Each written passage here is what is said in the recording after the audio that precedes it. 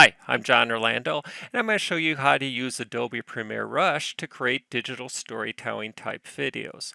Now I've opened the software on my computer. I'm going to come up here to create a new project. Now I'm going to go to my desktop first, and I've taken all of the content I want to put in my project and put it into a single folder. This makes it easier to download.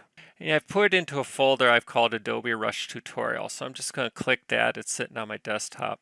Now, it's important to pick the imagery in the correct order, and I'll show you why. So I'm going to pick this one, and then I want this one to come next, this one to come third, this one to come fourth, and this one to come fifth.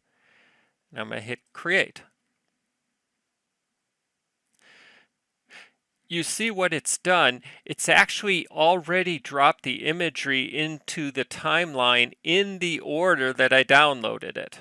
Now, for people who are big into video editing, this kind of drives them batty. They would rather just have the imagery show up on the side and be able to pick the order they want to drop in as they're working on the project. And that includes myself. But again, if you're a novice, you only have a few images, you want to make life simple on yourself, this is ideal.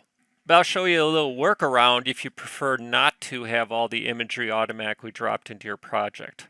So I'm actually going to delete these off the timeline.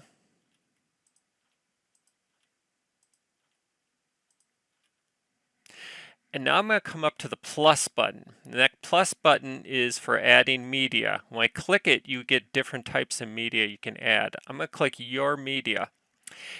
What it did is it opened the folder I was looking at. Now this includes images that are other types of media I haven't downloaded. For instance, this right here is not downloaded, but it's simply showing the folder. So now I can pick the images in the order I want. So let's imagine I want this one first. I click 1 and you see the add button down here. And let's imagine I want that one 2, add, that one 3, add, that one 4, add. Now you see the system's given a certain image length on the viewer. It's about 2.5 seconds, I believe. And the images have by default filled up the screen. I'll show you how you can change that in a second.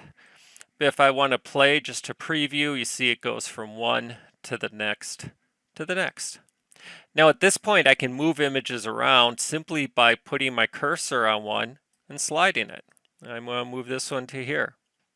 I can also change the length each image stays on by just clicking the image, coming to the edge, so you see this tiny little arrow which basically telling you you're going to change the timing on it, and just dragging it so I can make it longer or shorter.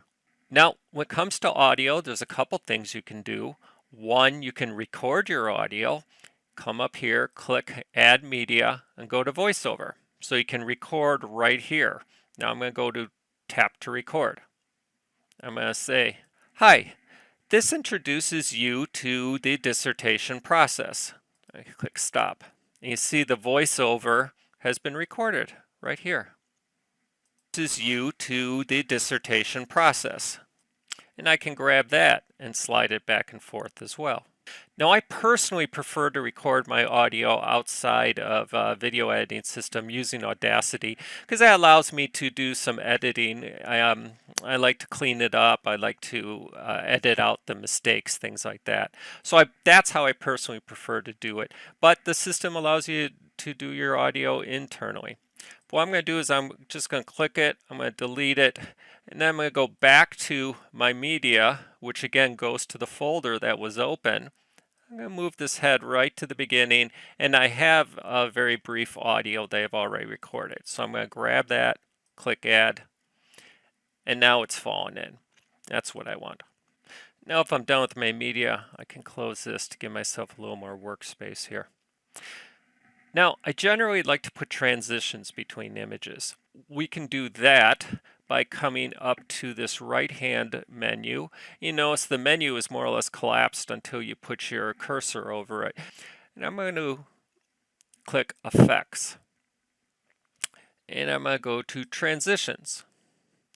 And these are transitions between images. So they have different types of transitions here. I'm going to use this dissolve, and I'm just going to click it. I'm just going to grab it and put it right between these two images, and now it's been put in.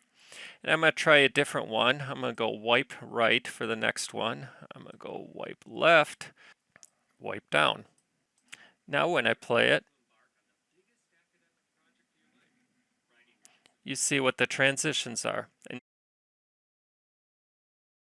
let's do something with this first image. So I'm going to click that. And now we're going to do a pan and zoom. And this gives you a little motion within your video. Not necessary, but it adds a little bit of an effect. And sometimes just watching a still image when you're looking at a video is, it seems a little boring after a while, so especially if they're on there for a while. So you can add some effects. I'm going to click pan and zoom. I'm going to come up here and you have to turn it on by clicking the button here. It's interesting. It gives you a start and an end. So I'm going to drag the start out to the edge of the image. Now, interestingly enough, it doesn't allow you to go beyond it. So what it's going to do is it's going to actually shrink the image at the beginning. And then I'm going to go to end. Now it's doing the end. And I'm going to shrink that down a little bit. And let's just say focus a little bit more on this person. I'll go back to the start and let's see what happens when we play it. So you see it zoomed in as I was moving. And just add a little motion. Now when you're done, you can share. You come up here, click share. You can download it to your local device. Again, you get 3 free downloads or exports, and then you have to start paying. You can automatically send it to YouTube, which is really nice. You can automatically send it to Facebook. You can have it exported as Instagram optimized. A few different things there. And that's it. I just wanted to give you a very brief overview of how this works and show that it's really quite simple, that a novice can use it to create videos, either an instructor or a student. So try it in your teaching. Thanks.